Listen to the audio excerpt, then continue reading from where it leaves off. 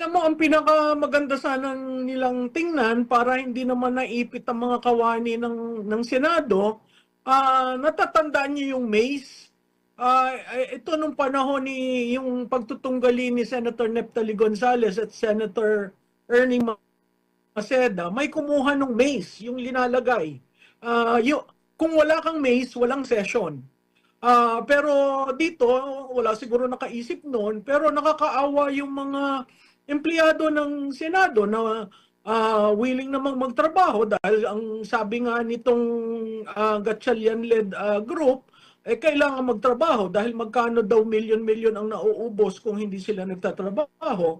And yet, nakita mo, nag-work from home, tapos nung nakita nila nakapasok yung grupo ni na Senator Cayetano, bigla na lang sinabi na hanggang alas 10 lamang, no? Nakakalungkot kasi kahit nagkaroon ng hearing, ang sinasabi nila, hindi daw tama yung hearing na yan kasi walang minutes, walang, parang walang nangyari, no? Nakakalungkot ito dahil trilyon na pondo ang nawawala na kontribusyon ng taong bayan. Hindi ba dapat yan talagang head-on na pag-usapan? Dahil hanggat hindi yan na iaayos, ang taong bayan, sa tingin mo kaya mas gugustuhin nating magbayad ng ating mga buwis, no? Kung ang buwis natin napupunta kung saan-saan, bakit tayo papayag ng ganyan hanggat hindi tayo sinasagot? Ano ba talaga nangyari sa ating pera?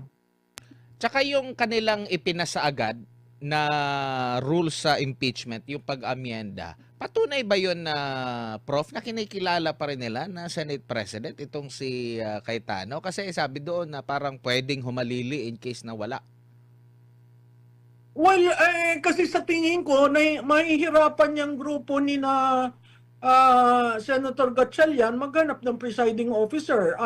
Dadalwa lang ang abogado dyan, si Senator Kiko Pangilinan at si Senator Chis Escudero. Hindi ko alam kung tatanggapin si Senator Chis Escudero ng inalsan niya para siya ang maging presiding officer, no?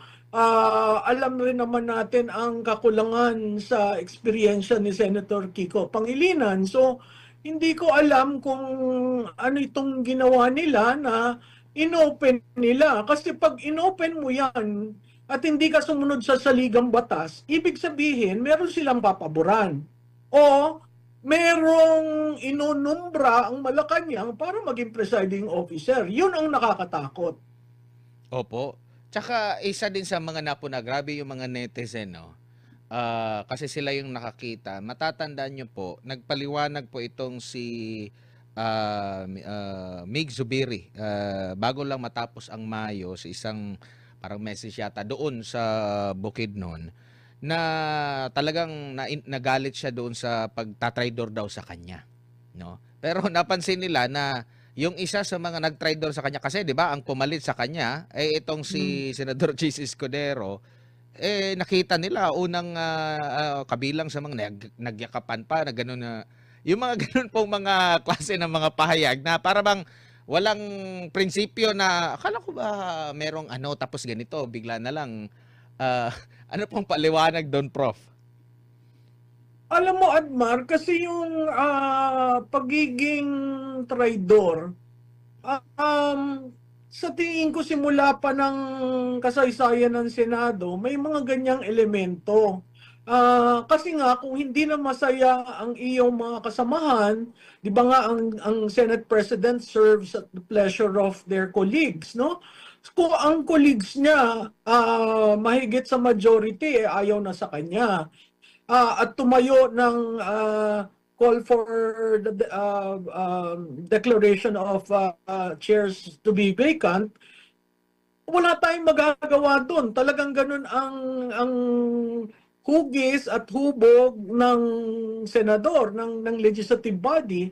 Uh, you serve at the pleasure of your colleagues. Meaning, pag hindi mo na pagbigyan, pag merong medyo hindi kayo nagkasundo, nagsisimula doon, no? mahirap maging Senate President kasi kung titingnan mo yan, 24 republics ang Senado. May iba pa nga dyan, mas mataas pa ang nakuhang boto kaysa sa Pangulo, no? Yung mga previous na Pangulo. So makikita natin na it's very hard to operate that way. Itong administrasyon na ito, katulad na rin ang sinabi ko sa inyo noon, 4 na ang naging Senate President.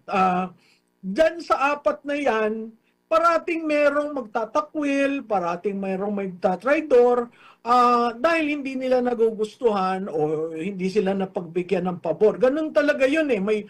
May tinatawag na log rolling, may tinatawag you scratch my back, I scratch yours. Ganun talaga yung deliberative body. Nawala na sa atin yung mga panahon na elder statesman. Pag sinabi ng elder statesman na hindi, ganito ang ating pag-uusapan, they talk among themselves. So, isang napakahirap na desisyon na dinaanan ng Senado ay yung pag-alis ng US bases sa atin. Pero nakita nyo, nagrespeto ng bawat isa ang kanilang posisyon, pero dahil may majority, at the time I think the Senate President had to break the tie. So Senator Salonga had to make that crucial decision.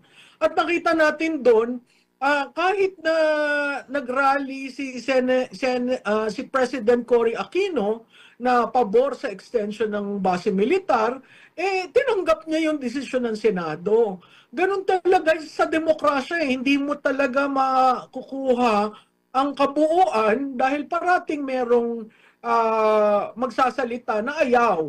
Ang problema lamang dito sa binagkas ni Senator Mig Zubiri, kung galit siya doon, bakit all of a sudden? Tama ka, no? All of a sudden, inayapos niya si Senator Escudero. Siguro pinapakita niya rin na mahalaga si Senator Escudero kasi kung hindi lumabas si Senator Escudero sa plenaryo, walang mangyayari doon sa session nila nung isang araw. Pero hindi na rin siguro nagtataka yung ating mga kababayan na ganyan talaga yung politika. Kasi kung matatandaan mo, viral din ito, Prof, no? Yung tatay mismo ni Senador Mig Zubiri na gusto sanang hawakan, itaas yung kanyang kamay, tapos hindi itinaas yung kamay ni ano. Kumbaga, kasi malinaw eh, kung titingnan mo yung video, parang alam ko naman na napansin siya kasi sila lang dalawa nandoon eh. Tapos hinawakan pa ng tatay niya yung kamay ni BBM during that time, hindi pa rin siya pinansin. So kumbaga, in short, sabi ng mga netizen, parang binastos. Pero sa kabila nito, ito pa rin yung nangyari po, Prof. So ganyan talaga ang mga politiko. At hindi siguro ganyan. Nabubukod tangi itong 19th and 20th Congress under the Marcos administration kasi it's a reflection of the leadership.